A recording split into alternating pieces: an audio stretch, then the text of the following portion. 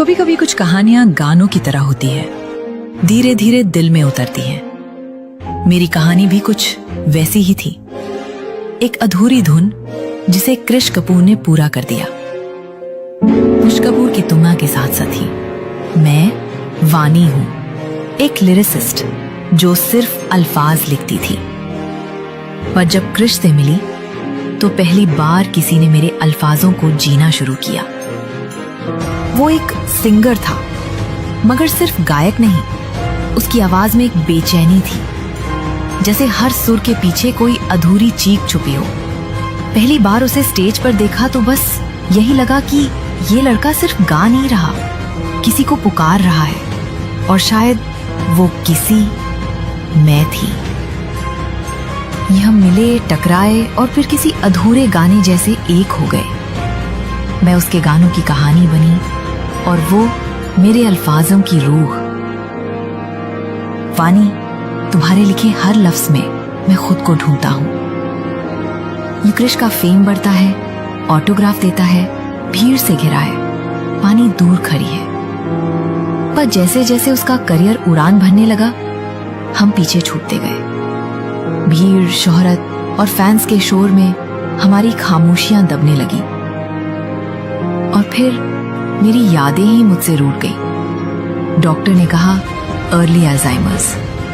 मैं डर गई थी, सब कुछ भूल जाने से नहीं, उसे भूल जाने से। पर कृष ने हार नहीं मानी। रोज मुझे मेरे ही गानों से मिलाता रहा, जैसे कहता हो अगर तू खुद को भूल भी गई तो मैं तुझे याद रखूंगा। अब जब मैं खुद को पहचान नहीं पाती, तब भी उसकी आवाज मुझे थामे रखती है। कभी कभी लगता है मैं एक अधूरी कविता हूं और कृष कपूर वो आखिरी लाइन जो मुझे मुकम्मल कर देती है।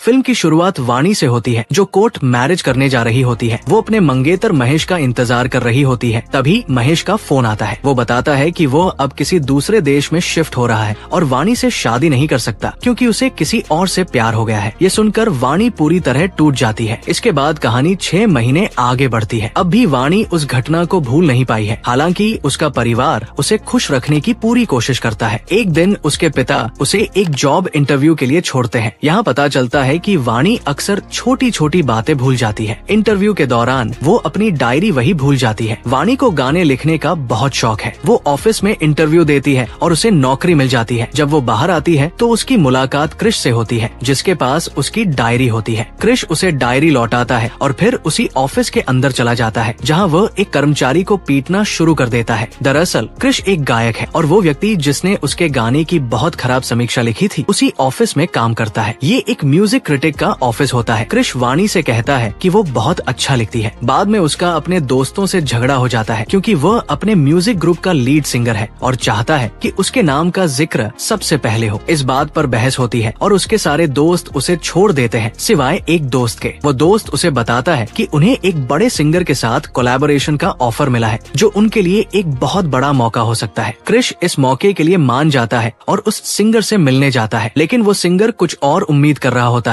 उसी समय कृष वहाँ वाणी को देखता है, जो किसी नौकरी के सिलसिले में आई होती है। वाणी को देखकर कृष उस सिंगर से कहता है कि वो उसके लिए एक यूनिक गाना लेकर आएगा। सिंगर इससे सहमत हो जाता है। इसके बाद कृष वाणी से कहता है कि वो उसके लिए एक गाना लिखे। दरअसल वाणी ने पहले ही थोड़ा बहुत कुछ लिखा हुआ होता है। कृष वही हिस्सा सबके सामने गाता है और सभी को वो गाना बहुत पसंद आता है। इस पर कृष वाणी से कहता है कि वो जल्दी से पूरा गाना तैयार कर दे, क्योंकि सिंगर ने बहुत कम समय दिया है। कृष वाणी को एक स्टूडियो में ले जाता है और उससे लिरिक्स लिखने को कहता है, लेकिन वाणी कुछ भी सोच नहीं पाती। ये देखकर कृष गुस्सा हो जाता है। वाणी कहती है, मैं स्टूडियो में बैठकर कैसे गाना लिखूं? यहाँ मैं ठीक से सोच भी नहीं पा रही हूँ। मुझे कुछ अलग करना होगा, तभी मैं कुछ लिख पाऊंगी। कृष उसकी बात समझ जाता है और उसे बाहर ले जाता है। इसके बाद दोनों साथ में ज्यादा समय बिताने लगते हैं। इस दौरान वाणी फिर से लिखना शुरू करती है और जल्द ही गाना पूरा कर लेती है। कृष वो गाना गाता है और सिंगर को सुनाता है, लेकिन सिंगर कहता है कि गाने में थोड़ा रैप म्यूजिक भी सही होना चाहिए क्योंकि ये बहुत सिंपल लग रहा है। ये सुनकर क्रिश कहता है कि वो गाने में थोड़ा रैप भी जोड़ देगा। वाणी ये सुनकर हैरान रह जाती है क्योंकि उन्होंने दोनों ने मिलकर उस गाने पर बहुत मेहनत की थी और अब सिर्फ सिंगर के कहने पर क्रिश उसे बदलने को तैयार हो गया। क्रिश कहता है कि अब उसे बस पैसों की परवाह है। ये सुनकर वाणी को गुस्सा आ जाता है और वो वहाँ से जाने लगती है। तभी पुलिस आ जाती है और क्रिश को डांटना शुरू कर देती है। असल में क्रिश का पिता एक बड़ा शराबी है। जब से उसकी माँ की मौत हुई है उसके पिता बहुत ज्यादा शराब पीने लगे हैं और रोज कोई न कोई परेशानी खड़ी कर देते हैं जिससे क्रिश अक्सर परेशान रहता है। जब पुलिस क्रिश को डांट रही होती है तब वाणी को पहली बार पता चलता है कि क्रिश की जिंदगी में कितनी परेशानियां हैं। क्रिश का बचपन दुखों से भरा रहा है। उसकी माँ की मौत के बाद उसका पिता पूरी तरह बिखर चुका था और इसका असर क्रिश की जिंदगी पर भी पड़ा। वाणी को अब क्रिश के गुस्से और जिद की वजह समझ आने लगती है। वो उसे माफ कर देती है और दोनों फिर से एक साथ गाने पर काम करना शुरू कर देते हैं। वाणी गाने को फिर से बेहतर तरीके से तैयार करती है जिसमें क्रिश अपने अंदाज में थोड़ा रैप जोड़ता है। आखिरकार गाना तैयार हो जाता है और सिंगर को पेश किया जाता है। इस बार सिंगर गाने से बहुत प्रभावित होता है और उसे रिकॉर्ड करने का फैसला करता है। गाना इंटरनेट पर आते ही वायरल हो जाता है। वाणी और क्रिश को काफी पहचान मिलने लगती है। धीरे धीरे वाणी की जिंदगी में स्थिरता आने लगती है और उसका आत्मविश्वास लौट आता है। वो अब सिर्फ एक अच्छी राइटर ही नहीं बल्कि एक मजबूत इंसान बन जाती है और क्रिश अब सिर्फ एक गायक नहीं बल्कि एक सच्चा साथी भी। क्रिश का पिता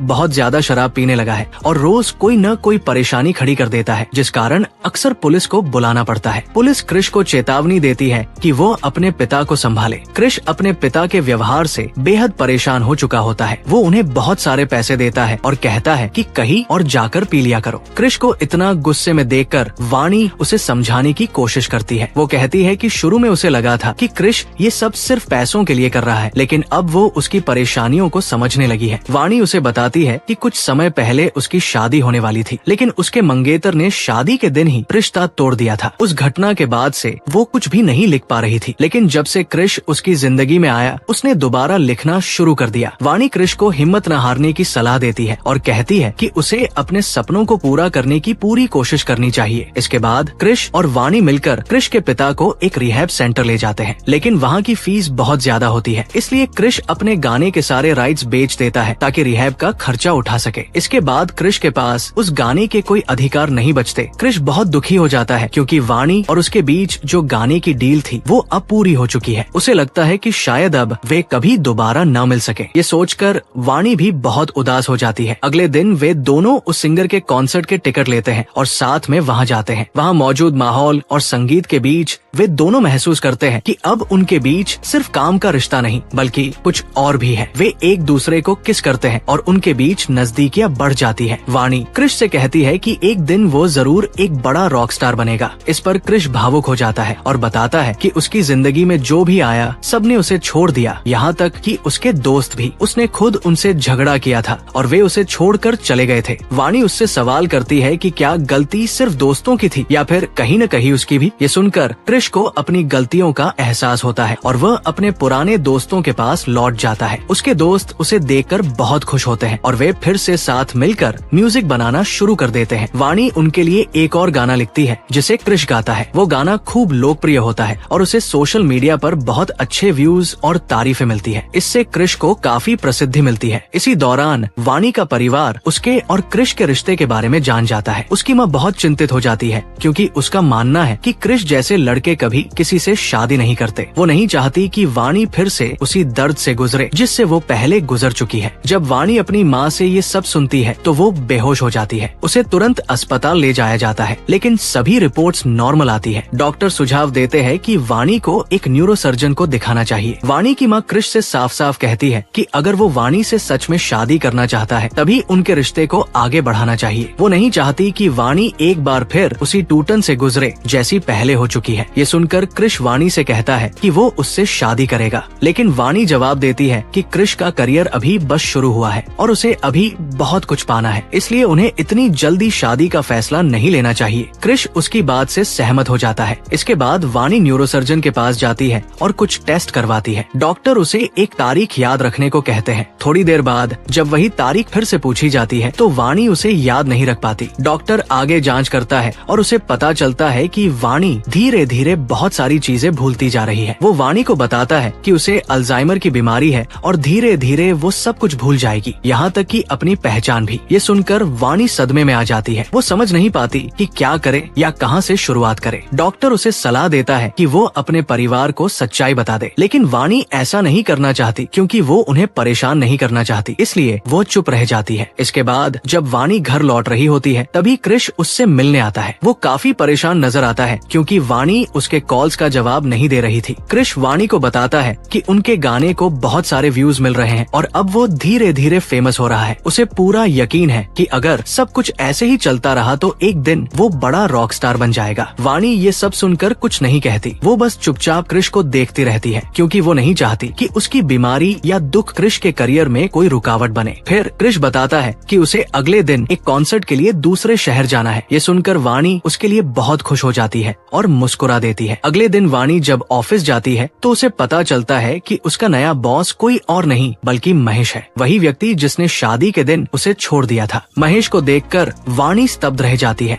महेश उससे बात करने की कोशिश करता है लेकिन वाणी कुछ नहीं कह पाती। उसे समझ ही नहीं आता कि क्या बोले, कैसे रिएक्ट करे। इस मानसिक उथल पुथल के बाद वाणी नौकरी छोड़ने का फैसला कर लेती है। इसके बाद वो क्रिश से कहती है कि वो उसका बैग पैक कर दे, लेकिन क्रिश हैरान होकर जवाब देता है कि उन्होंने तो कुछ देर पहले ही मिलकर बैग पैक किया था। ये सुनकर वाणी एक बार फिर चौंक जाती है, जैसे उसे कुछ याद ही नहीं हो। क्रिश वहाँ से चला जाता है लेकिन उसके मन में शक गहराने लगता है कि वाणी के साथ कुछ तो ठीक नहीं है। इसके बाद वाणी अपने ऑफिस की एक पार्टी में जाती है जहाँ उसकी फिर से मुलाकात महेश से होती है। अचानक वाणी महेश से पूछने लगती है कि वे दोनों शादी कब कर रहे हैं। वो कहती है कि उन्हें जल्दी से शादी की तारीख तय कर लेनी चाहिए। महेश ये सुनकर चौंक जाता है। दरअसल वाणी अपनी भूलने की बीमारी की वजह से ये सब कह रही होती है। उसे याद ही नहीं रहता कि उसका और महेश का ब्रेकअप हो चुका है। फिर वाणी अचानक महेश से झगड़ने लगती है और पूछती है कि वो उसे नजरअंदाज क्यों कर रहा है। ये सब देखकर वहाँ मौजूद लोग हैरान रह जाते हैं। वाणी को खुद भी महसूस होता है कि कुछ गलत हो गया है और वो तुरंत वहाँ से भाग जाती है। भागते हुए उसका बैग गिर जाता है जिसमें उसका फोन भी होता है। उधर फ्लाइट में बैठे क्रिश वाणी को कॉल करता है लेकिन फोन किसी और के पास होता है। वो व्यक्ति क्रिश को बताता है कि वाणी के साथ क्या हुआ है। जब वो व्यक्ति क्रिश को वाणी की हालत के बारे में बताता है तो ये सब सुनकर क्रिश अपना कॉन्सर्ट कैंसिल कर देता है और तुरंत वापस लौट आता है। वो वाणी का बैग चेक करता है और उसमें से उसकी मेडिकल रिपोर्ट्स निकालता है। अब उसे समझ आ जाता है कि वाणी का अजीब व्यवहार क्यों था, उसे अल्जाइमर है। फिर क्रिश वाणी को एक खेत में अकेले बैठा हुआ पाता है। जब वाणी उसे वापस आते हुए देखती है तो उसे एहसास हो जाता है कि क्रिश को उसकी बीमारी के बारे में सब पता चल गया है। उसे बहुत बुरा लगता है क्योंकि वो नहीं चाहती थी कि उसकी वजह से क्रिश के करियर में कोई रुकावट आए, लेकिन क्रिश उसे दिलासा देता है और कहता है कि उसकी जिंदगी में सबसे ज्यादा मायने वाणी के प्यार का है। धीरे धीरे वाणी के परिवार को भी उसकी बीमारी के बारे में पता चल जाता है। डॉक्टर उन्हें सलाह देता है कि वाणी को किसी शांत और सुकून भरी जगह पर ले जाया जाए, लेकिन उसके माता पिता अपने काम में व्यस्त रहते हैं। ऐसे में क्रिश ही उसे अपने साथ ले जाता है। वे दोनों साथ में अच्छा समय बिताते हैं और नए गाने भी कंपोज करते हैं। एक दिन क्रिश का दोस्त उससे कहता है कि उसकी जरूरत उस जगह है जहाँ से उनका म्यूजिक ग्रुप शुरू हुआ था। इस पर क्रिश सुझाव देता है कि क्यों न वे सब वहीं जाकर एक कॉन्सर्ट करें। उसके दोस्त मान जाते हैं और वहाँ आ जाते हैं। क्रिश वाणी को भी उस कॉन्सर्ट में ले जाता है, लेकिन जैसे ही क्रिश स्टेज पर कदम रखता है वाणी महेश को वहाँ देख लेती है। असल में महेश ही उस इवेंट का स्पॉन्सर होता है। महेश को देखकर वाणी अपनी भूलने की बीमारी के कारण फिर से अतीत में लौट जाती है और महेश से पूछने लगती है कि वे शादी कब कर रहे हैं। वो कहती है कि वो उसका बहुत इंतजार कर रही है और उससे बहुत प्यार करती है। महेश के इरादे वाणी को लेकर गलत होते हैं। वो उसे अपने कमरे में ले जाता है और कहता है कि वे साथ रह सकते हैं, लेकिन वो अपनी पत्नी को तलाक नहीं देगा। वाणी को उसकी बातें समझ में नहीं आती, लेकिन जब महेश उसके करीब आने की कोशिश करता है तभी क्रिश वहाँ पहुँच जाता है। वो वाणी को वहाँ से ले जाने की कोशिश करता है, लेकिन वाणी उसे पहचानती नहीं और कहती है कि वो यहाँ से चला जाए। महेश भी क्रिश को धक्का देने की कोशिश करता है। ये सब देखकर क्रिश का गुस्सा फूट पड़ता है और वो महेश की जमकर पिटाई कर देता है। ये देखकर वाणी घबरा जाती है और गुस्से में आकर क्रिश पर चाकू तान देती है। वो कहती है कि वो तुरंत वहाँ से चला जाए। जब क्रिश मना करता है तो वाणी उसे चाकू मार देती है और खुद बेहोश हो जाती है। क्रिश स्तब्ध रह जाता है। जब वाणी को होश आता है तो उसे बिल्कुल याद नहीं होता कि उसने क्या किया। वो मासूमियत से क्रिश से पूछती है कि उसका कॉन्सर्ट कब है। क्रिश जवाब देता है कि कॉन्सर्ट तो अब खत्म हो चुका है। वो वाणी से पूछता है कि क्या उसे उनके साथ बिताए खास पल याद है। वाणी मुस्कुराकर कहती है कि हाँ, उसे सब कुछ बहुत अच्छे से याद है और ये भी कि वो उससे बहुत प्यार करती है, लेकिन फिर वो कहती है आई लव यू महेश। ये सुनकर क्रिश अंदर से टूट जाता है, क्योंकि अब वाणी को उसका नाम तक याद नहीं रहा था। उसी वक्त क्रिश के दोस्तों का फोन आता है। वे बताते हैं कि वे दूसरे शहर में अगला कॉन्सर्ट करने जा रहे हैं और चाहते हैं कि क्रिश भी उनके साथ चले। उसका दोस्त कहता है कि वाणी उसकी जिम्मेदारी नहीं है और पूछता है कि वो कब तक अपने करियर की कुर्बानी देता रहेगा। लेकिन क्रिश जवाब देता है कि वाणी ने उसे तब समझा था जब वो कुछ भी नहीं था और अब वो उसे अकेला नहीं छोड़ सकता। वो दोस्तों से कहता है कि वे उसके बिना ही चले जाएं। जब क्रिश अपने कमरे में लौटता है तो देखता है कि वाणी वहाँ नहीं है। वो उसे हर जगह खोजता है, लेकिन उसका कोई पता नहीं चलता। वाणी के माता पिता भी आते हैं और पुलिस में शिकायत दर्ज कराते हैं, लेकिन फिर भी वाणी का कोई सुराग नहीं मिलता। क्रिश बहुत दुखी हो जाता है। तभी उसे वो आखिरी गाना याद आता है जो वाणी ने जाने से पहले लिखा था। उस गाने में वाणी ने लिखा था कि अगर कोई लड़की ये गाना सुनेगी तो वो अपने प्रेमी के पास लौट आएगी। यही सोचकर क्रिश तय करता है कि वो इस गाने को गाएगा और इंटरनेट पर अपलोड करेगा, इस उम्मीद में कि वाणी कभी न कभी इसे सुनेगी और वापस लौट आएगी। क्रिश वो गाना रिकॉर्ड करता है और ऑनलाइन डाल देता है। कुछ ही समय में ये गाना वायरल हो जाता है। इसके बाद उसे एक के बाद एक बेहतरीन ऑफर मिलने लगते हैं